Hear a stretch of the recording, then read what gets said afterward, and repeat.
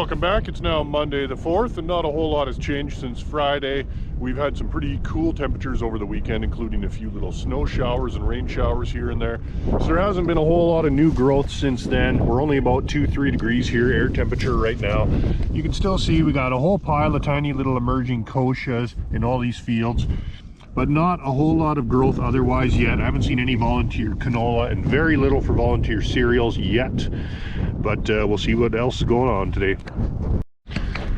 Here I'm just checking out a hay field, and you can see we do have some sandfoin that is starting to grow actively here. There's a few plants of this guy coming up, some alfalfa as well, although it looks a little bit bedraggled compared to the sandfoin, which is looking a little bit better. Sandfoin generally does have a little bit earlier emergence than the alfalfa. It's a little bit more cold tolerant, and hopefully there's enough of it in this field. We have a nice show of pink flowers in June. Here in the corner of an irrigated field, you can see we got a pretty good patch of flicksweed going on in here. So this guy, of course, is a winter annual, so probably emerged either late fall or at some point during the Chinook during the winter. But now you can see it's going to actively grow, and I mean these are 2-3 inches here already now. So these guys are going to get big in a real hurry. Within a couple weeks, these guys will be, probably a foot or 2 feet tall. Well, soil temperatures seem to have decreased a little bit over the weekend. This probe here is at about 2 inches depth, and we're just under 5 degrees Celsius at that depth here in canola stubble. This one is a little bit of a longer probe. I've got it all the way in, which is about 4 inches, and it's hovering right around 0. I think just technically a hair under 0, so still cold once you get down there. And yes, I already lost my fancy digital soil probe. And here we got some fertilizer going in the ground. This particular field is going to be seeded with a precision planter going into canola. So we're putting all of our fertilizer needs down ahead of time with the Borgo here. The annual spring kochia migration is currently happening right now. Definitely no way I can fly the drone today. It is really starting to blow here. You can see over there in the distance, there's actually quite a dust storm coming off that field over there. Well, here I got some yellow peas in the ground here. So these guys just got seeded about a half hour or so ago, down to about 2 inches depth into some decent feeling moisture anyways. So hopefully it's enough to get these guys germinated. Soil temperature here is around 4 or 5 degrees. So hopefully in a week or so, we'll see these guys sprouting.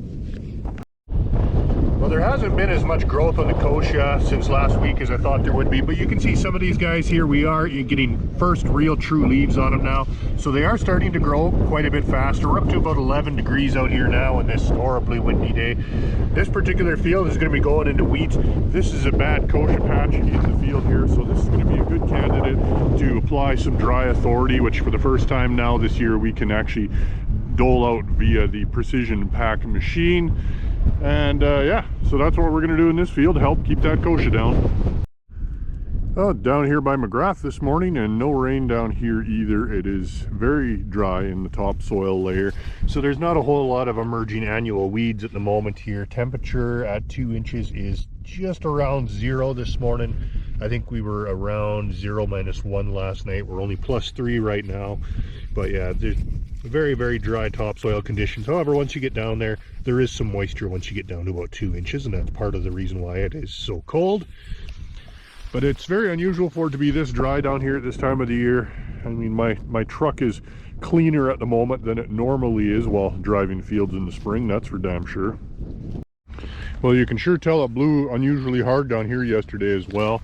You can really see how the soil was kind of sifting through this wheat stubble here. This was a stand of spring wheat last year, and overall it wasn't really all that bad, but still you can see with that extreme wind and how dry our topsoil is, fields that normally wouldn't blow are starting to blow. Well, I found my first prairie crocuses of the year. I did have to come onto this crazy south slope here in order to find them, but there is just a couple of them starting to flower here now.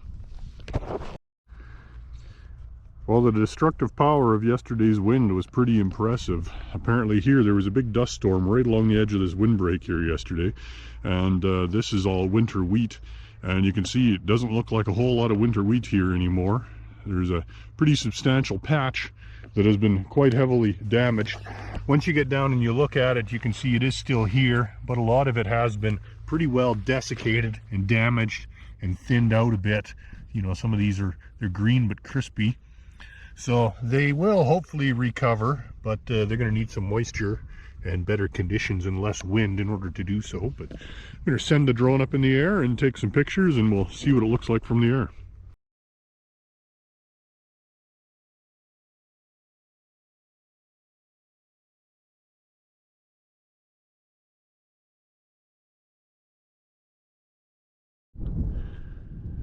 I'm up here taking a look around at Carmen Gay, and things up here are dry as they are everywhere else. This area was very bad for dryness last year, and you can really see that here with this was canola crop last year. Here's your canola stubble, and this was the previous crop, barley. So this straw is 2 seasons old, and you can see it hardly even broke down last year. So the very, very dry surface soil conditions here. Once you get down to, you know, 1.5 to 2 inches here, soil temperatures, you know, fairly cold, you know, 3-4 degrees, but there is adequate moisture here for germination. But this field probably won't get seeded for at least a week or 2 yet. Overall up here, there's very little for winter annuals, but there is a couple little pockets of stuff like this. This is a little pocket of yellow whitlow grass in here, and there's also a couple volunteer canola. This one here is still green, although it's a little frost burned along the edges, but it is starting to regrow. There's also a couple flicks weeds and a couple dandelions I've seen, but it was so dry in the fall, there's very little. Well, I came out to get some drone imagery of this sprayer here this morning, but he is currently shut down. Brand new unit with only 40 hours on it, and there's a little sensor or a wire underneath the seat that detects when the operator is seated that is on the fritz, so he currently cannot move. Well, I think that's about it for this week, folks. It sounds like the weather for the weekend now has been pulled back to only 70% chance of showers tomorrow, so probably not the snow and rain that we were expecting and hoping for. So hopefully we get something, and then we're supposed to get a few days of -8, -9 at night. So I don't know how much is going to be going on in the fields here next week, but if there's any questions or any subjects you want me to cover in next week's video, just let me know in the comments down below. We'll see you next time.